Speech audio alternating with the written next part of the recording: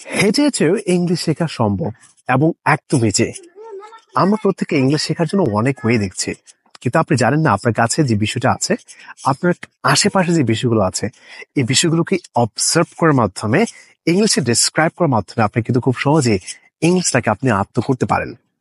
ধরুন আমি এখন এই জায়গাটায় আছি, আমি এখন যেই জায়গায় দাঁড়িয়ে আছি আমার আশেপাশে আমি কি দেখতে পাচ্ছি? আমার আশেপাশে কিন্তু খুব চমৎকার একটা খোলা জায়গা আছে, খুবই অসাধারণ এক সুন্দর জায়গা আছে, এবং আমি একেবারে কিন্তু রাস্তার মাঝে দাঁড়িয়ে আছি, এবং আমার পাশে কিন্তু আপনারা একটা ছাগল দেখতে পাচ্ছেন।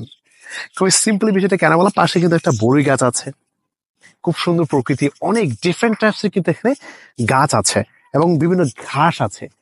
সেই গাছগুলো এবং সেই আমার আশেপাশে আমি যে বিষয়গুলো দেখছি এখন বা যে জায়গা আছে, এই বিষয়গুলোকে যদি আপনি ইংরেজিতে ডিসক্রাইব করতে পারেন, তাহলে কিন্তু আপনার নিজে থেকে অটোমেটিকলি কিন্তু আপনি যে ইংলিশটাকে ডেভেলপ করতে পারছেন। আমরা এই জন্য বলি হেঁটে হেঁটে কিন্তু ইংলিশ শেখা যায়।